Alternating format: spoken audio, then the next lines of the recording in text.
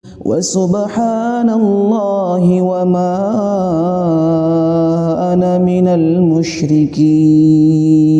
السلام عليكم ورحمة الله وبركاته. إن الحمد لله نحمده ونستعينه ونستغفره ونعوذ بالله من شرور أنفسنا ومن سيئات أعمالنا. من يهده الله فلا مضل له ومن يضلل فلا هادي له. أشهد أن لا إله إلا الله وحده لا شريك له وأشهد أن محمدا عبده ورسوله. يا أيها الذين آمنوا اتقوا الله حق تقاته ولا تموتن إلا وأنتم مسلمون. يا أيها الناس اتقوا ربكم الذي خلقكم من نفس واحدة وخلق منها زوجها وبث منهما رجالا كثيرا ونساء واتقوا الله الذي تساءلون به والأرحام إن الله كان عليكم رقيبا. يا أيها الذين آمنوا اتقوا الله وقولوا قولا سديدا يصلح لكم أعمالكم ويغفر لكم ذنوبكم ومن يطع الله ورسوله فقد فاز فوزا عظيما. أما بعد فإن أصدق الحديث كتاب الله وخير الهدي هدي محمد صلى الله عليه وعلى آله وسلم وشر الأمور محدثاتها فإن كل محدثة بدعة وكل بدعة ضلالة وكل ضلالة في النار. Ahibati fillah, ikhwan dan akhwat yang semoga dimuliakan oleh Allah Subhanahu wa taala. Senantiasa kita berharap agar diberikan kekuatan oleh Allah Subhanahu wa taala, yang tentunya kekuatan yang pertama kali yakni kekuatan untuk bisa beribadah kepada Allah Subhanahu wa taala. Karena disinilah letak kenikmatan hidup seorang hamba, ketika dia mampu beribadah kepada Allah Subhanahu wa ta'ala. Oleh karenanya jangan pernah merasa lemah ketika beribadah kepada Allah. Harus kita semangat, harus kita memacu semangat kita, diri kita untuk bisa terus semangat beribadah kepada Allah Subhanahu wa ta'ala sampai al-maut mendatangi kita semua. Ikhwan dan akhwat yang dimuliakan oleh Allah Subhanahu wa ta'ala, saya pun berharap semoga ikhwan dan akhwat sekalian senantiasa dijaga oleh Allah Subhanahu wa ta'ala, penjagaan iman dan jasad, iman terlebih dahulu daripada penjagaan jasad seorang hamba. Dan kita semua berusaha, saya, antum semua, belum ada jaminan untuk apakah bisa istiqamah di atas jalan hidayah sampai dia meninggalkan dunia ini. Makanya kita semua sedang berusaha untuk bisa meraih keutamaan tersebut, yakni istiqamah di atas agama Allah Subhanahu wa ta'ala sampai ajal menjemput kita semua. Ikhwan dan akhwat rahimakumullah, di kesempatan yang baik ini saya akan membahas satu pembahasan yang pasti kita semua akan hadapi, baik kita berprofesi sebagai seorang pekerja, pemilik perusahaan, baik kita budak maupun raja, apapun status sosial kita, maka pasti kita akan bertemu dengan yang akan kita bahas ini. Apa itu? Kematian. Dan ini akan menjadi muqaddimah kita insyaallah. Pertemuan berikutnya saya mau kajian kita ini berlanjut terus. Jadi kita tiap pertemuan akan membahas perjalanan menuju surga. perjalanan menuju sorga. Saya ingin bertanya kepada ikhwan dan akhwat sekalian, apakah kita mau masuk sorga? Mau. Makanya orang yang mau masuk sorga harus siap yang namanya mati. Ya, harus siap dengan yang namanya mati. Dan kematian ini tidak ada satupun kepercayaan, keyakinan yang tidak percaya dengannya. Betul nggak? Hatta dia ateis sekalipun. Ya, orang yang nggak percaya dengan adanya Tuhan. Tapi kalau ditanya tentang kematian, pasti dia akan menjawab apa? Iya. Bener nggak? Iya. Nah, makanya kita sepakat di atas satu hal, yakni semua kita akan mati. Dan ini disampaikan oleh Nabi Shallallahu Alaihi Wasallam dalam hadis Bukhari dan Muslim dari sahabat yang mulia Abu Abdurrahman. Siapa Abu Abdurrahman ini? Pernah dengar namanya? Abdullah bin Mas'ud. Kunyahnya Abu Abdurrahman. Ya. Jadi sekali lagi saya mengulang di sini, di pertemuan ini, kunyah itu nama yang sudah biasa, familiar di kalangan para sahabat, orang-orang Arab ketika itu. Kalau Nabi siapa kunyahnya? Abul Qasim. Dan Nabi mengatakan, bernamalah kalian dengan namaku, tapi jangan berkunyah dengan kunyahku. Jadi orang nggak boleh pakai nama kunyah Abul Qasim, nggak boleh. Kalau namanya Muhammad boleh, yang penting dia laki-laki. Yang nggak boleh kalau dia perempuan. Siapa namanya Pak? Muhammad. Masya Allah. Taib. Dalam sebuah hadis disebutkan dari Abu Abdurrahman, yakni Abdullah bin Mas'ud radhiyallahu taala anhu, ini proses penciptaan seorang hamba. Yang kata Nabi sallallahu alaihi wasallam, seorang muslim, ya, seorang hamba, inna ahadukum yujma'u khuluquh fi batni ummihi 40 yawma nutfah. Jadi pertama Allah Subhanahu wa taala menciptakan kita, ya, 40 yawma, yakni 40 hari, ya, dalam bentuk nutfah. Nah, kemudian Allah Subhanahu wa taala menjadikan dia, dilanjutkan oleh Nabi sallallahu alaihi wasallam, summa yakunu 'alaqah mithlah, 40 hari juga alaqah, yakni segumpal darah.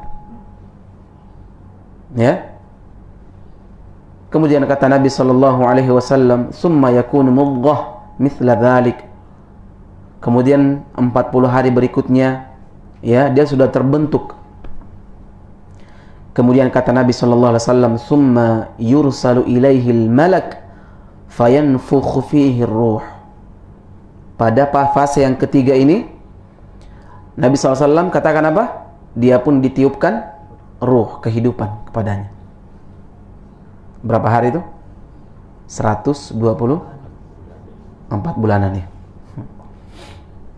Jadi cipta menjadi manusia. Kemudian kata Nabi sallallahu alaihi wasallam, wa yu'maru bi arba'in kalimat, wa yu'maru arba'i kalimat. Kemudian ditetapkan, dicatat, dituliskan baginya 4 perkara. Kata Nabi sallallahu alaihi wasallam, bikatbi rizqihi wa ajalihi wa amalihi wa syaqiyun aw sa'idun. Kemudian kata Nabi sallallahu alaihi wasallam, ditetapkan baginya 4 perkara. Yang pertama, yakni rezekinya. Jadi rezeki seorang hamba telah ditetapkan oleh Allah. Apanya yang ditetapkan? Jumlahnya. Jumlah rezekinya sekian totalnya, akan dia nikmati selama dia hidup. Makanya orang kalau masih bernafas, tidak akan mungkin dia kehabisan makan rezeki. Tidak mungkin. Ya, kapan orang kehabisan rezeki? Ketika dia sakaratul maut. Gak ada lagi nikmat rezeki yang dia dapatkan. Kemudian kata Nabi SAW setelah rezeki, wa ajalih. Ini yang kita akan bahas. Apa itu? Ajalnya. Detiknya, menitnya, jamnya, harinya, pekannya, tahunnya, di mana, bagaimana, semua telah ditetapkan oleh Allah Subhanahu wa taala dengan rapi. Dan ingat, mati jatuh dari bangunan, mati jatuh tenggelam, meninggal tertikam, tertabrak, minum racun, apapun bentuknya, bagaimanapun bentuknya, kaifiatnya, maka tetap sama rasanya kematian itu. Ya. Dan ini yang sangat luar biasa, ya. Sampai-sampai Nabi SAW sendiri berlindung, ya, dari yang namanya sakaratul maut. Kalau sudah Nabi yang berlindung, jamaah, bagaimana dengan kita? Makanya ini salah satu di antara penawar bagi teman-teman yang terlalu happy hidupnya, yang gemar mencari kebahagiaan semata. Ya, dia selalu terlena dengan kenikmatan dunia ini. Maka satu hal yang pasti dalam hidupnya, dia akan mati. Yang jadi masalah, apakah dia mati dalam keadaan mukmin atau justru dia meninggal, wal'iyadzubillah, na'udzubillah, meninggal di atas kefasikan. Nggak sama itu. Ya. Orang meninggal di atas kekafiran akan mendapatkan plus-plus, tambahan dia. Bahkan diutus 2 malaikat untuk apa? Pukul wajah dan punggungnya ketika mengeluarkan ruhnya. Lihat jamaah, sudah sakit ketika dicabut oleh malakul maut, ditambah apa? Dipukul lagi mukanya dengan punggungnya. Ya. Dan kalau antum lihat para malaikat, malaikat itu tidak tingginya, besarnya, ya, tidak seperti yang antum bayangkan. Para malaikat itu besar, ya. Ketika memukul itu lebih berat daripada antum kejatuhan barbel 5 kilo. Pernah nggak antum merasakan? Antum tidur, kejatuhan barbel 5 kilo. Naudzubillah min dzalik. Lebih besar dari itu. Makanya Nabi SAW katakan, antum sering mungkin melihat orang meninggal, itu terbelalak matanya. Kenapa itu? Mengikuti ruhnya. Saya sudah ceritakan pengalaman saya melihat orang yang mati, ya, dahsyatnya luar biasa. Lamanya dia tergeletak, terbaring dalam keadaan apa? Koma. Tidak ada yang bisa dia gerakkan kecuali matanya. Ayo, tiba-tiba Allah mencabut nyawanya. Allah katakan, wal taffatis saqu bis-saq. Bertautan kedua betis, jemaah. Kenapa? Sakitnya itu luar biasa. Orang kalau sakit kemudian teriak, itu bisa mengurangi. Tapi kalau sakit kemudian tidak bisa mengeluarkan kata-kata, karena semua indera dicabut oleh Allah. Kekuatan, teriak, penglihatan, pendengaran, semua dicabut oleh Allah Subhanahu wa taala. Tinggal apa? Ruhnya yang dicabut dari kakinya kemudian sampai di ubun-ubunnya. Makanya orang yang meninggal itu kakinya mulai dingin pertama. Kakinya, betisnya, lututnya, pahanya naik terus, naik terus. Sakitnya luar biasa itu. Ya? Jamaah yang dimuliakan oleh Allah Subhanahu wa taala. Lihat, Allah Subhanahu wa taala mengatakan, aina ma takunu yudrikumul maut walau kuntu fi burujim musyayyadah. Allah katakan, di mana saja kamu berada, kematian akan mendatangimu, jamaah. Kita kan selalu berlari dari kematian. Siapa yang mau? Nggak ada yang mau. 4 hal yang dicatat oleh Allah Subhanahu wa taala bagi hamba, 3-nya dicari. 1-nya nggak usah dicari, jamaah. Dia akan menemukan kita. Ayo. Ya, rezekinya, jodohnya, ya, bahagia tidaknya di dunia, itu dicari semua. Kematian bukan kita yang mencari. Allah bahasakan apa? Ainama takunu yudrikkumul maut. Allah yang mendatangi. Apa? Kematian memang yang mendatangi. Wajaat sakratul mauti bil haqq. Lihat, Allah membahasakan telah datang, telah mendatangi kalian sakratul maut dengan benar, jamaah. Ngeri, jamaah. Ya, antum sudah tidak bisa melakukan apa-apa, dan sesuatu yang pasti terjadi, yakni Allah mengatakan kullu nafsin dha'iqatul maut.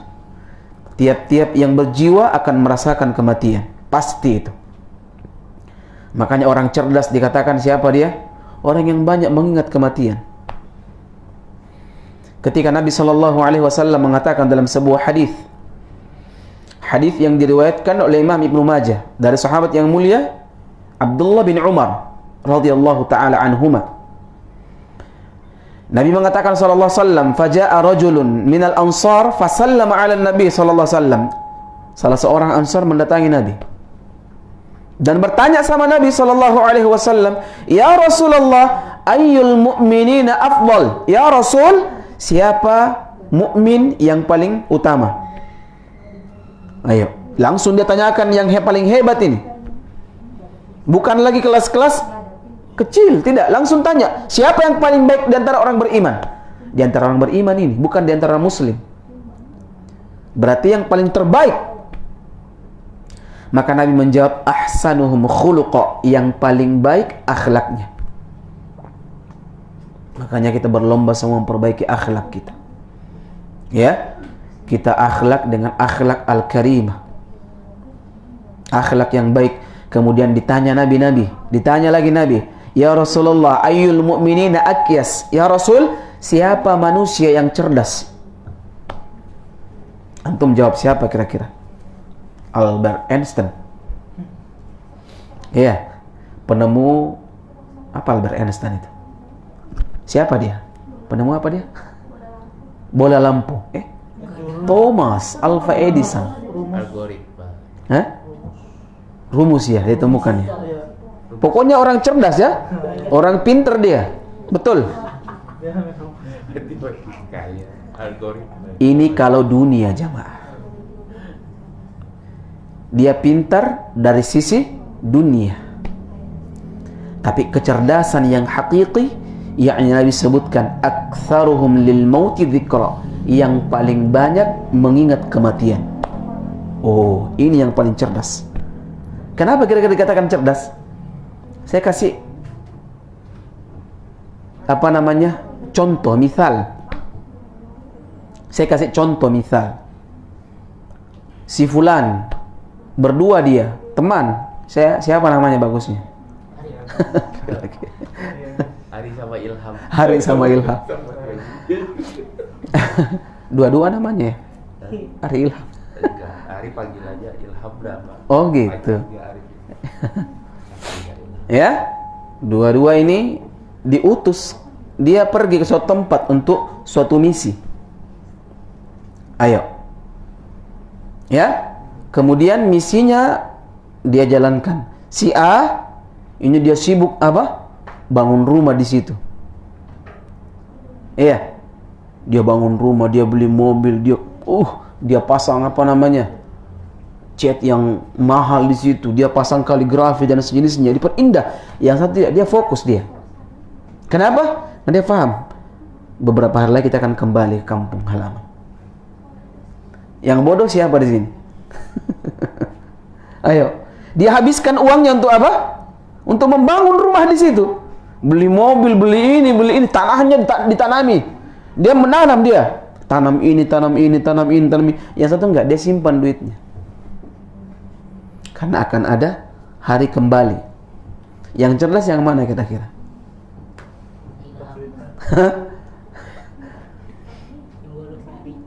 Yang cerdas yang mana? Yang dia simpan duitnya. Dia tidak akan mau menghabiskan duitnya di tempat apa? Perantauan. Ya enggak? Karena dia punya misi akan kembali sekian hari. Telah ditetapkan dia, sudah ada booking tiketnya lagi. PCR-nya sudah ada. Sudah ada VCR-nya, lama banget ya VCR-nya berlaku ya. Sudah ada VCR-nya, tiketnya sudah ada. Ayo, kemudian apa? Si A ini, si B ini, ya, dia memikirkan, aduh, mau beli ini, ya udahlah, beli seadanya saja. Dia ngekos, ya, dia beli makanan seadanya, kendaraannya cuma disewa. Dia tidak membeli, dia sewa saja kendaraan. Ya, perabot-perabotnya yang dia perlukan saja. Si A tidak, dia bangun rumah tingkat 3, Masya Allah, pondasinya diperbaiki. Ayo, kira-kira yang cerdas yang mana? Yang cerdas yang tadi, seadanya dia membangun. Makanya Nabi katakan apa? Yan akyas aktsaruhum lil mauti dzikra, yang paling banyak mengingat kematian. Oleh karena itu, ikhwan dan akhwat sekalian yang dimuliakan oleh Allah Subhanahu wa taala, hendaknya kita memperbanyak mengingat kematian. Dan saya akan bacakan hadis. Ada dua keadaan hamba ketika dicabut nyawanya oleh malaikat. Ini Nabi SAW yang sebutkan. Yang pertama, orang-orang fasik, orang kafir, Allah sebutkan, Nabi sebutkan bahwa nyawanya dicabut seperti besi berduri yang jatuh pada kain wol yang basah. Ini ahli-ahli kain semua. Ayo. Ya, besi berduri, kemudian dia jatuh di mana? Di kain wol yang basah lagi, kemudian ditarik. Lengket enggak? Lengket, akhi. Nabi sebutkan sallallahu alaihi wasallam, wa innal 'abdal kafir idza kana fi inqita'i min ad-dunya wa iqbali min al-akhirah nazala alaihi min as-sama'i malaika sudul wujuh. Lihat. Pertama, Nabi sebutkan sallallahu alaihi wasallam, sesungguhnya hamba yang kafir jika akan berpisah dengan dunia, menyongsong akhirat, maka malaikat-malaikat yang kasar akan turun dari langit dengan wajah yang buruk, dengan membawa kain dari neraka. Na'udzubillah. Kemudian kata Nabi sallallahu alaihi wasallam, fayajlisuna minhu maddal basar. Kemudian dia duduk, malaikat itu duduk di hadapan pandangannya. Ayo, belum meninggal sudah diazab dia. Apa azabnya? Melihat pemandangan yang luar biasa dahsyat. Ya, mengerikan, Pak. Ini cuma dia yang lihat ini. Orang kalau sudah mau meninggal itu hati-hati. Ya. Dia tidak lagi mengingat apa yang dia kerjakan, apa yang seleranya, apa ininya, apa yang dia ingin, tidak ada lagi. Saat yang dia lihat apa itu? Malakul maut dia lihat. Na'udzubillahi min dzalik. Kemudian hatta yajlisu inda ra'sihi fayaqul ayyatuhan nafsul khabithah ukhruji ila sakhatin minallahi wa ghadib. Lihat, malaikat pun mendekatinya dan mengatakan, wahai jiwa yang busuk, keluarlah engkau dengan kemurkaan dan kemarahan Allah Subhanahu wa ta'ala. Dalam ayat disebutkan dia dipukul wajahnya dan dipukul punggungnya, jamaah. Luar biasa. Na'udzubillahi min dzalik. Qal fatufarriqu fi jasadi. Kemudian dia pun dikeluarkan oleh malaikat sebagaimana yang kita sebutkan tadi. Dia ditarik dengan paksa, perlahan, perlahan, perlahan, dan seterusnya. Bukan langsung spontan ditarik, enggak, tapi perlahan dia tarik, ditarik terus sampai dia merasakan apa yang telah kita sebutkan tadi. Allah Subhanahu wa taala mengatakan, walau tara idh yatawaffal ladzina kafarul malaika yadribuna wujuhahum wa adbarahum wa dzuqu adzabal hariq. Allah mengatakan, kalau sekiranya kamu melihat ketika para malaikat mencabut jiwa orang-orang kafir, bagaimana? Memukul muka dan punggung mereka.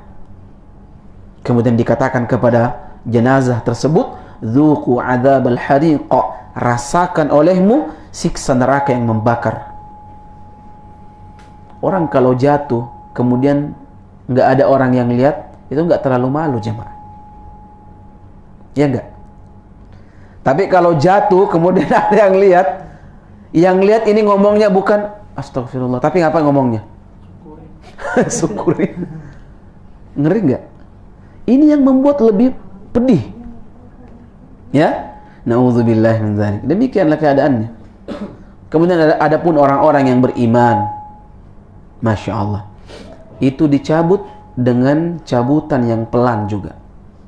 Hati-hati dia.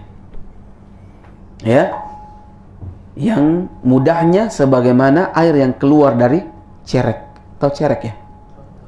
Begitu keluarnya pelan, tapi tetap dirasakan sakit. Kata Nabi SAW, Innal abdal mu'min idha kana fi inqita'i minad dunya wa iqbali minal akhirah, nazala ilaihi malaikatun minas sama' bighun wujuh, kana wujuhahum syams, ma'ahum kafanun min akfanil jannah, wa hanutun min al-hunutil jannah, hatta yajlisu minhu maddal basar, thumma yaji'u malakul maut alaihi salam, hatta yajlisu inda ra'sihi fayaqul, ayyatuhan nafsu at-tayyibah ukhruji ila maghfiratin minallahi wa ridwan. Masya Allah. Adapun orang-orang yang beriman, ya, turun malaikat dari langit. Ini juga menandakan bahwa Allah itu berada di atas langit, di atas arsy. Diturunkan malaikat oleh Allah Subhanahu wa ta'ala, membawa apa? Kafan dari surga.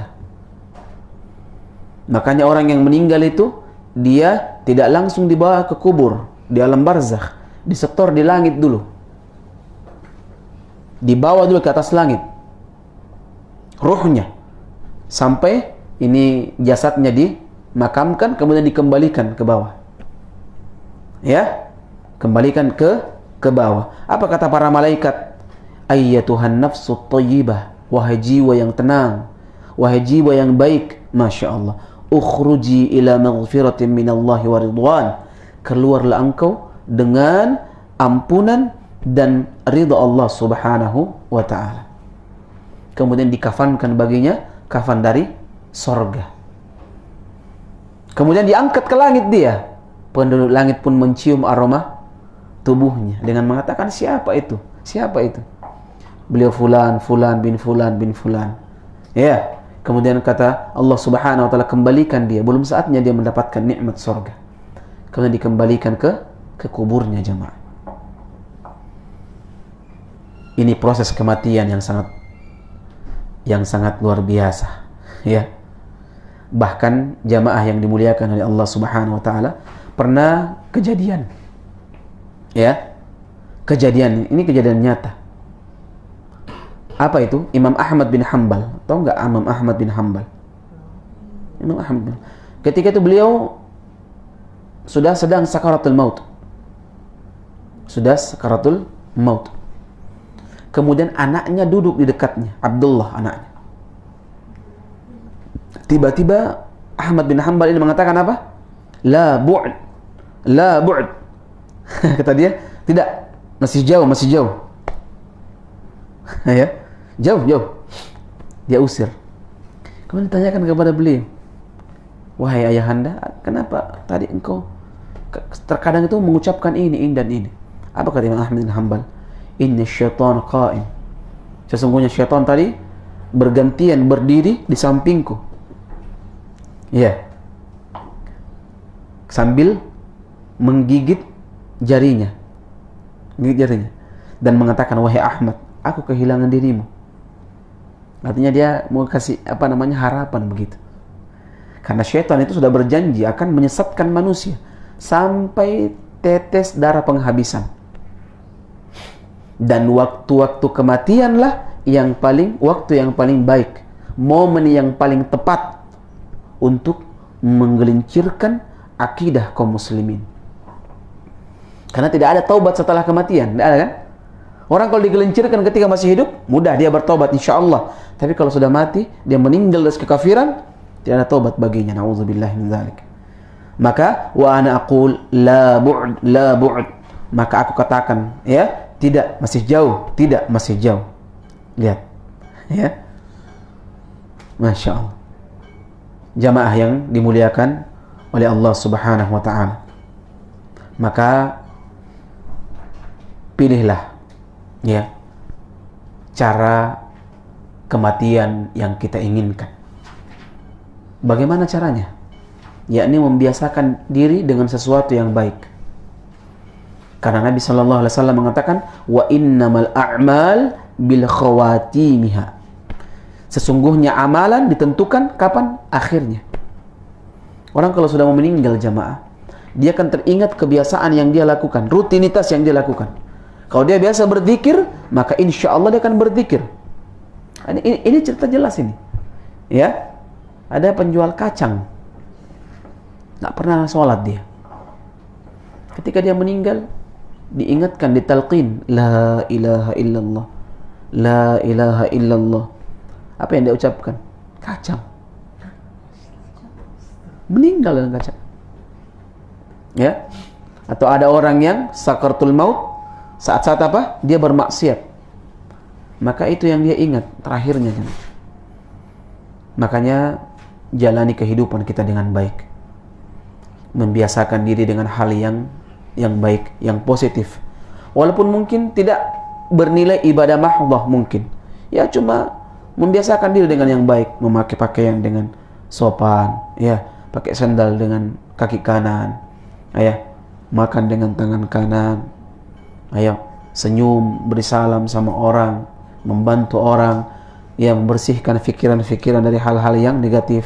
Itu semua hal-hal yang sepele. Ya, mendoakan saudara-saudari kita, mendoakan kebaikan orang tua kita, orang-orang terdekat kita. Ya, berinfak kalau memang mampu, berpuasa sunnah kalau memang mampu, atau memperbanyak salat-salat sunnah. Dan ingat, berdoa jamaah agar diwafatkan di atas ketaatan. Berdoa ya agar diwafatkan oleh Allah Subhanahu wa Ta'ala di atas ketaatan. Al-ikhwah rahimakumullah, ya, ada pernah cerita, ini kisah nyata di Masjid Nabawi. Ada bapak-bapak, kakek-kakek yang sudah sepuh beliau, tapi semangatnya luar biasa. Ya, semangatnya luar biasa. Beliau selalu itu kalau jam sholat itu beliau datang sebelum waktu azan, jauh sebelum waktu azan. Untuk apa? Untuk cari orang-orang yang bisa baca Quran. Beliau nggak bisa baca Quran. Nggak bisa baca Quran beliau. Ya, udah tua juga, belajar juga sudah susah. Suatu ketika beliau membawa Al-Quran. Beliau datang ke seorang pemuda. Ya, kemudian tanya sama si pemuda ini, bisakah engkau bacakan Al-Quran kepada aku? Ketika dibacakan Al-Quran, beliau pun dengarkan dengan baik. Itu terus rutinitas yang dia lakukan. Tiap hari beliau datang di masjid, bawa Al-Quran, minta sama teman tetangganya atau anak-anak muda, tolong bacakan Al-Quran. Dibacakan Al-Quran. Kemudian tiba pada surah As-Sajdah ketika itu. Ya, tiba As-Sajdah, setiap beliau dibacakan Al-Quran, beliau senyum. Masya Allah. Beliau orang Arab kan, beliau baca artinya, ya, beliau resapi maknanya. Terkadang beliau menangis kalau tiba pada ayat-ayat tentang siksaan. Beliau menangis, Masya Allah. Ketika masuk surah As-Sajdah, kalau saya tidak salah waktu itu surah As-Sajdah, yakni innama yu'minu bi ayatina alladzina idza dzukkiru biha kharru sujjadan wa sabbahu bihamdi rabbihim wa hum la yastakbirun. Kemudian pemuda yang baca Quran ini sujud. Beliau ikut sujud ketika itu. Lama sujudnya. Kemudian pemuda ini bangkit dari sujudnya. Ya. Kemudian melanjutkan bacaan, tapi tunggu ini kakek bangun dulu. Ya. Lama sujudnya. Akhirnya dipegang. Kayak katanya, kenapa lama sekali? Masya Allah. Beliau meninggal dalam sujudnya. Meninggal dalam sujudnya. Allah kabulkan permohonannya. Ya. 1 hari, 2 hari, 3 hari, 4 hari. Apa yang beliau lakukan? Sepele sekali. Beliau minta dibacakan Al-Quran. Masya Allah. Tidak ada jalan buntu. Tidak ada jalan yang tidak yang bisa kita manfaatkan kecuali ada jalan menuju kepada kebaikan. Semua hal bisa kita manfaatkan untuk menuju kepada kebaikan. Lihat kakek ini, Masya Allah. Contoh nyata dalam kehidupan kita. Bahwa kematian itu perlu usaha, jamaah. Kematian yang baik itu perlu usaha dan harus jujur. Dan kalau kita jujur, maka Allah Subhanahu wa taala akan mewafatkan kita di atas apa yang kita minta, jemaah. Dan kita berharap semoga Allah mewafatkan kita semua di atas ketaatan kepada Allah Subhanahu wa taala. Kita capek, jemaah, beribadah, capek menahan hawa nafsu kita. Kita lelah dengan kehidupan ini. Maka berharaplah agar kita bisa mengakhiri kehidupan dunia ini di atas ketaatan kepada Allah Subhanahu wa taala. Saya kira demikian ya, cukup, semoga bermanfaat.